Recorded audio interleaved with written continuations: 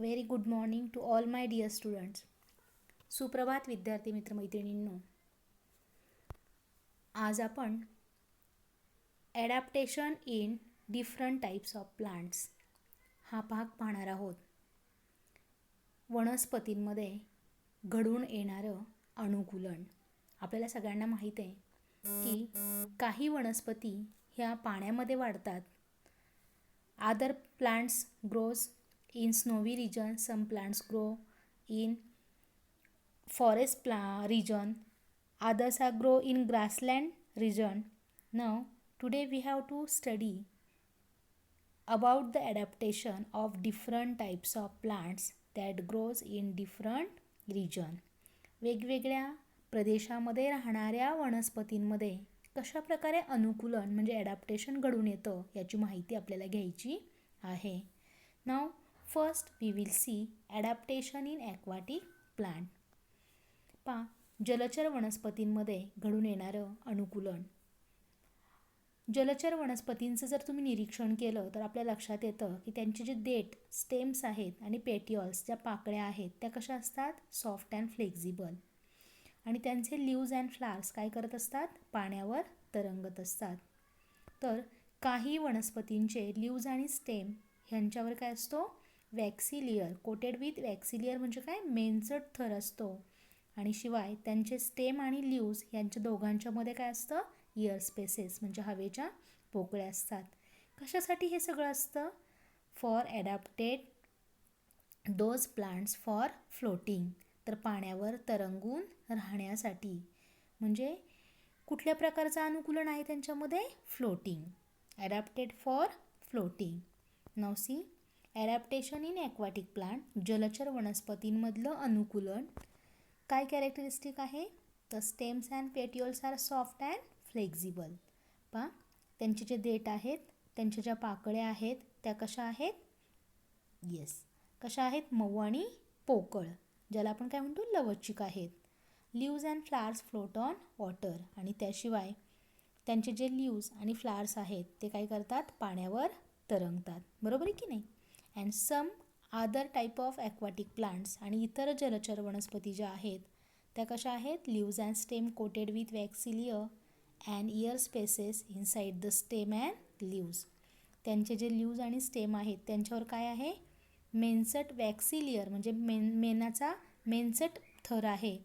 आणि शिवाय त्यांचे देठ आणि लीव्ज म्हणजे पानं आणि देठ या दोघांमध्ये काय आहे, एअर स्पेसेस आहे, ज्याच्यामुळे त्या पाण्यामध्ये बुडत नाहीत. तर त्या काय होतात, they do not sink into the water. Sink म्हणजे बुडणे, ते बुडत नाहीत. तर त्या काय करू शकतात, they can float on water. Now some other plants that grows in water. Now what kind of characteristics they have, that leaves of some aquatic plants are thin and slender like a ribbon.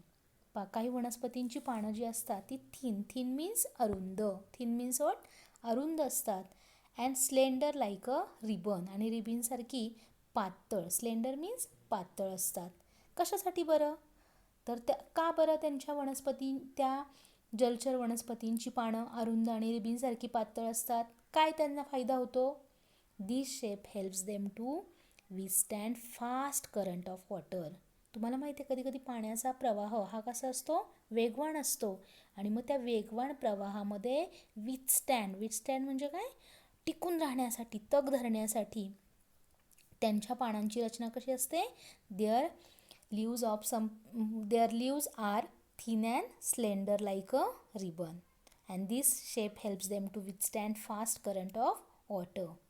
Okay, and this helps them for floating in water. ते त्यांना काय करत असतात, पाण्यावर तरंगण्यासाठी मदत करत असतात. Now for example we can give the example of lotus plant. Okay, now next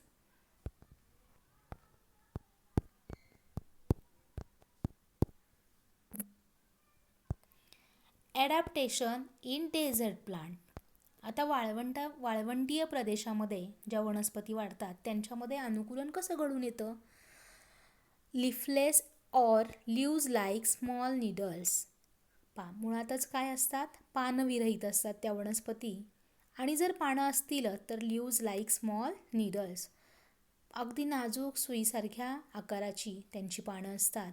some leaves seen to be modified into thorns for conserving water. Very little water is lost by evaporation. काही वनस्पतींची जी पानं आहेत, जर leaves असतील, मुळात leaves नसतातच, आणि जर काहींना असतील तर त्यांची जी रचना असते पानांची ती कशी असते, modified into thorns for conserving water. Conserve म्हणजे काय, साठवणे, साचा करणे, संचय करणे. पहा, तर त्या वनस्पतींची जी पानं असतात ती मॉडिफाईड असतात. त्यांच्यावर काय असतात, काटे असतात. कशासाठी, काट्यांनी आच्छादलेली पानं असतात. For conserving water. आणि त्याच्यामुळे काय होतं, जरी इव्हॅपोरेशन झालं, जरी ती वाळवंटामध्ये प्रखर सूर्यप्रकाशामध्ये ती वनस्पती वाढत असल्या तरी देखील very little water is lost by evaporation. खूप थोडंसं पाणी बाष्पीभवनातनं निघून जातं. त्यांचे जे स्टेम्स असतात, stems are fleshy as water and food is stored in them. का बरं त्यांचे स्टेम्स फ्लेशी असतात, तर त्याचं मुळात कारण काय आहे, तर त्याच्यामुळे त्या फ्लेशी खोडांमुळे पाणी आणि वॉटर त्यांच्यामध्ये काय असतं, साठवून ठेवलेलं असतं, stored in them, and that is why they look like fleshy. आपल्याला ते कसे दिसतात, फुगीर असलेले पाहायला मिळतात. Now the next type of adaptation in plant of snowy region. बर्फाळ प्रदेशामध्ये किंवा हिमप्रदेशामध्ये वाढणाऱ्या वनस्पतींमध्ये कशा प्रकारे ॲडॅप्टेशन आपल्याला पाहायला मिळतं, तर trees are in conical in shape with sloping branches. Due to heavy snowfall and extreme cold weather, such adaptation are seen. मुळातच कशी रचना असते त्यांच्या त्या झाडांची, तर कॉनिकल इन शेप म्हणजे शंकूच्या आकाराचे. सगळी सूचीपर्णी वनस्पती किंवा सूचीपर्णी वृक्ष आपल्याला बर्फाळ प्रदेशामध्ये पाहायला मिळतात. कॉनिकल इन शेप, ट्रीज कसे असतात, सूचीपर्णी आकाराचे, शंकूच्या आकाराचे, विथ स्लोपिंग ब्रँचेस, निसरड्या फांद्या असलेले. का बरं, आपल्याला सगळ्यांना माहीत आहे, as in this snowy region there is a heavy snowfall. मोठ्या प्रमाणावर हिमवृष्टी किंवा बर्फवृष्टी होत असते, आणि त्याच्यामुळे तिथलं वातावरणसुद्धा कसं असतं, एक्स्ट्रीम कोल्ड वेदर, अतिशय कडक थंडी. आणि मग अशा वातावरणामध्ये टिकून राहण्यासाठी त्यांच्या त्या प्लांट्सची रचनाच कशी असते त्या ट्रीजची, they are in conical in shape with slopy branches. Due to heavy snowfall and extreme cold or extreme weather, such adaptation are seen. तुम्ही पाहू शकता या ठिकाणी एक्झाम्पल म्हणून कॉनिफरस आणि देवदार, म्हणजे पाईन आणि देवदार ह्या वृक्षांची पानं किंवा त्या वृक्षांचं निरीक्षण तुम्ही झाडांचं करू शकता. Conical shape prevents the accumulation of snow on trees. Thick bark help the trees to विस्टँड द कोल्ड. कॉनिकल शेपमुळे काय होतं, तर जो काही बर्फ त्या वृक्षांवर साठतो तो साठत नाही. त्या शंकूच्या आकारामुळे तो फांद्यांवरून घसरून खाली जमिनीवर पडतो. आणि शिवाय thick bark helps the trees to विस्टँड the cold.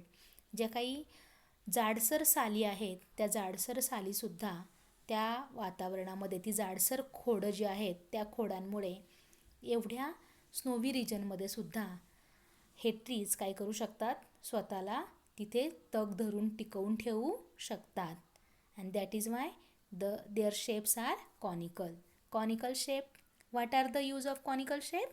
The conical shape prevents the accumulation of snow on trees, and also thick barks helps the trees to withstand the cold. Okay, now what is the example of plants that grows in snowy region? That is coniferous and deodar. Okay, understood? Now the next adaptation region. आता पहा, जंगल प्रदेशामध्ये वाढणाऱ्या वनस्पतींमध्ये कशा प्रकारे अनुकूलन घडून येतं. आपल्याला सगळ्यांना माहिती आहे की जंगलात वाढणाऱ्या वनस्पती मुळातच कशा असतात रे, खूप उंच असतात. का बरं? Yes, very good. ते काय करतात, त्यांच्यामध्ये कशासाठी चढाओढ असते, टू ॲब्झॉर्ब मोर सनलाईट, जास्तीत जास्त सूर्यप्रकाश कॅप्चर करण्यासाठी, मिळवण्यासाठी त्या कशा वाढत असतात, उंच वाढत असतात. त्याशिवाय जंगलामध्ये आपण काही वेली पाहतो की नाही, ज्या आधारानं वाढत असतात. Trees grow tall to capture sunlight and climbers and vines grow with the support of trees. पहा काय ॲडॅप्टेशन पाहिलं मी तर आपल्याला फॉरेस्ट रिजनमधल्या प्लांट्समध्ये. Trees grow tall to capture sunlight आणि ज्या क्लाइंबर्स असतात, climbers and vines grow with the support of trees. आणि ह्या ज्या वेली असतात त्या कशावर वाढत असतात? बरोबर त्या ट्रीजच्या आधारावर, त्या ट्रीजच्या भोवती सपोर्टनं वाढत असतात.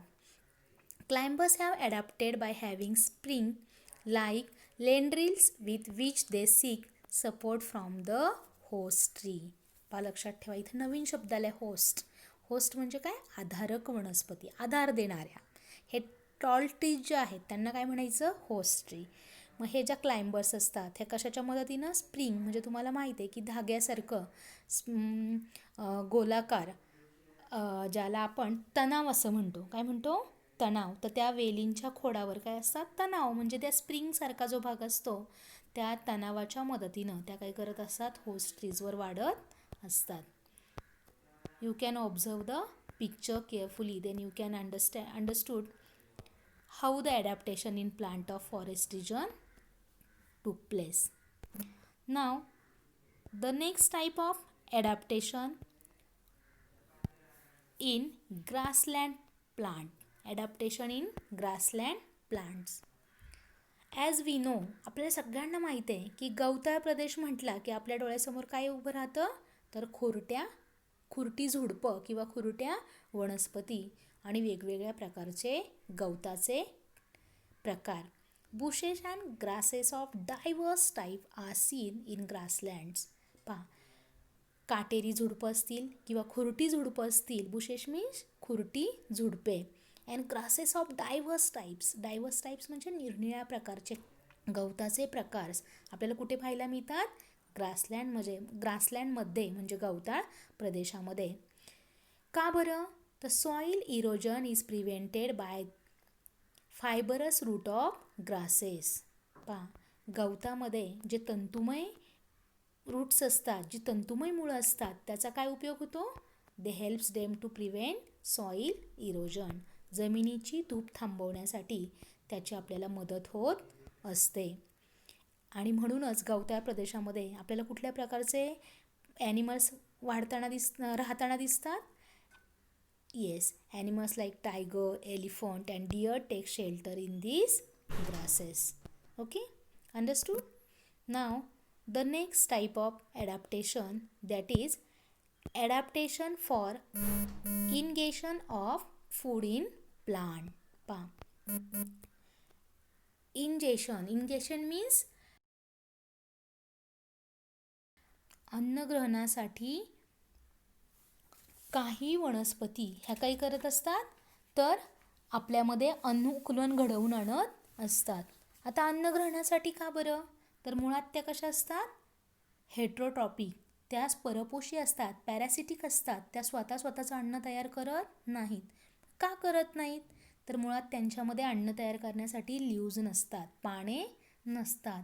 आणि म्हणून जे काही होस्ट प्लांट आहेत, होस्ट प्लांट मी तुम्हाला सांगितलं ज्या आधारक वनस्पती आहेत की ज्या स्वतःमध्ये त्यांच्यामध्ये फोटोसिंथेसिस प्रकाश संश्लेषणाची क्रिया घडून येते, अशा वनस्पतींच्या आधारावर ह्या पॅरासिटिक प्लांट्स काय करत असतात? वाढत असतात. मग ह्या पॅरासिटिक प्लांट्स जेव्हा वाढत असतात तेव्हा त्यांच्या शरीराची रचना कशी असते? त्यांच्यामध्ये मुळातच जे काही रूट्स असतात ते हुस्टोरिकल रूट्स असतात. हुस्टोरिकल म्हणजे हुस्टोरियल म्हणजे काय? हुस्टोरियल मीन्स चूषक, म्हणजे शोषून घेणारी मुळं असतात पहा त्यांच्यामध्ये. कशासाठी?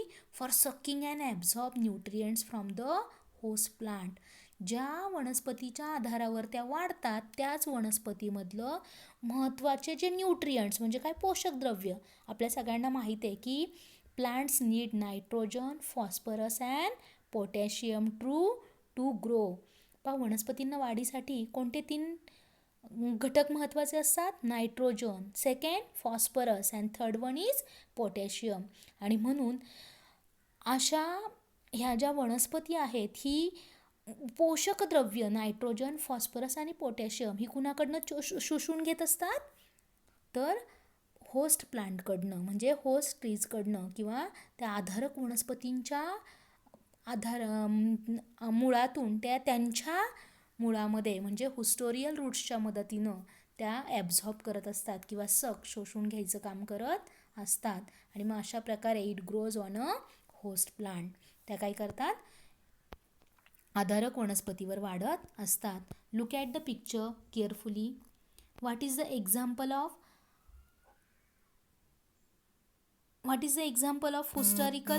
hustorial roots plants? That is dodder. Yes. Second one is Venus flytrap.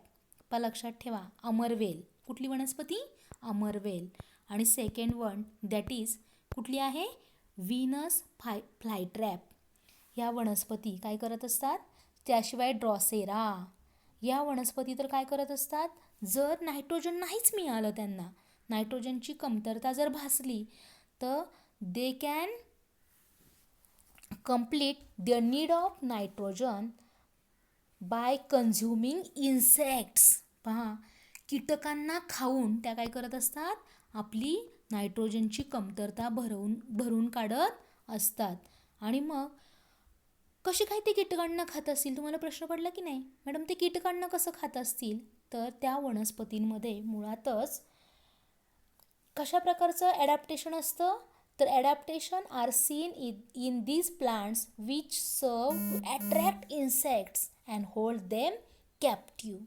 पहा, मुळात त्यांचं अनुकूलन कसं असतं, तर त्यांची जी पानं किंवा जी फुलं असतात ती कशी असतात, अतिशय अट्रॅक्टिव्ह, आकर्षण करणारी असतात. आणि मग ती कीटकांना स्वतःकडे आकर्षित करतात. आणि ज्यावेळी कीटक त्याच्यावर जाऊन बसतात त्यावेळी नेमकं त्या काय करत असतात, त्या हुस्टोरियल रूट्सच्या मदतीनं त्या कीटकांचं भक्षण करतात आणि स्वतःची नायट्रोजनची गरज पूर्ण करत असतात.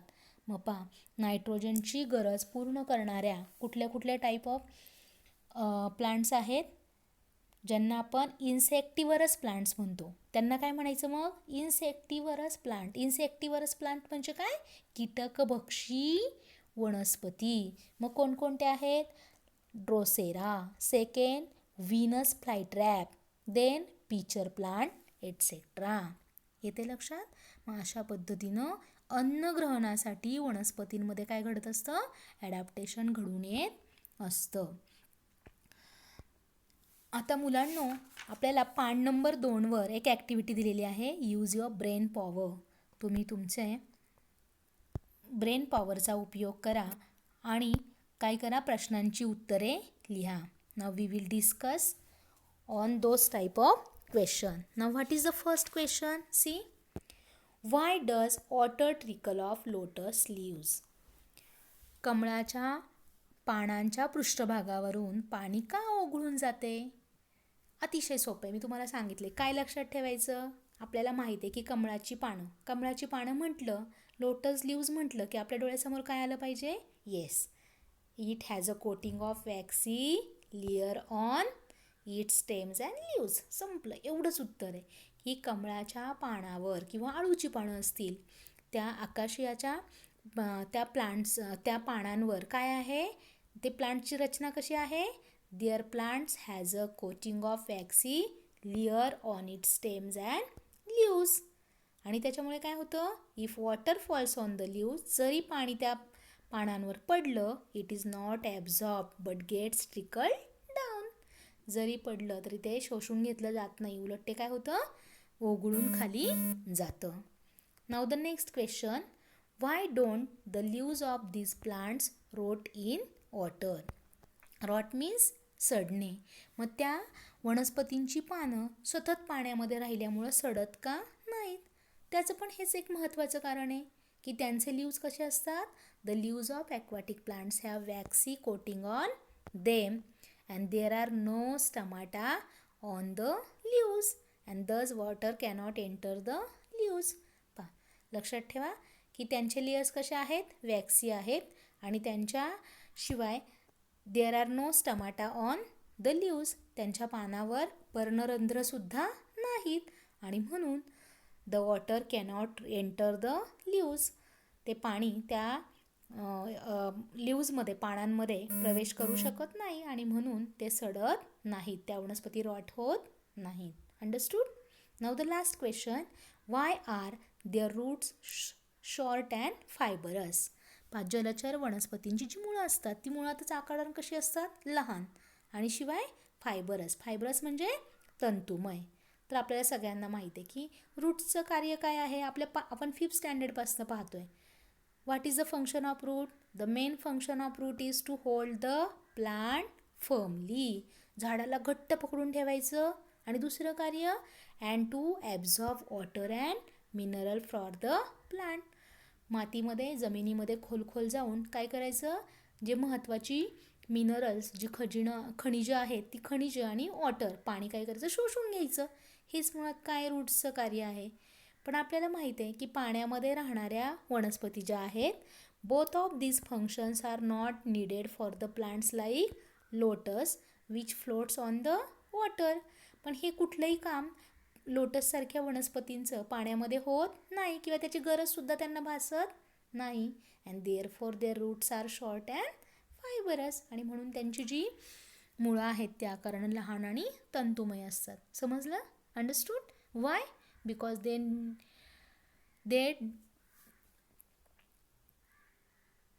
because these functions, 2 types of functions. Which are the 2 types of function? The first one is to hold the plant firmly, and second one to absorb the water and minerals for the plant. Those functions do not needed in plants that grows in water. ज्या वनस्पती पाण्यामध्ये वाढतात त्यांच्यामध्ये याची गरज नाही ह्या कार्याची, आणि म्हणून their roots are short and fibrous. Okay? Understood? Now today's homework, you have to watch the audio very carefully and then you have to write down these 3 questions answers. Okay? Bye. Take care. Have a nice day.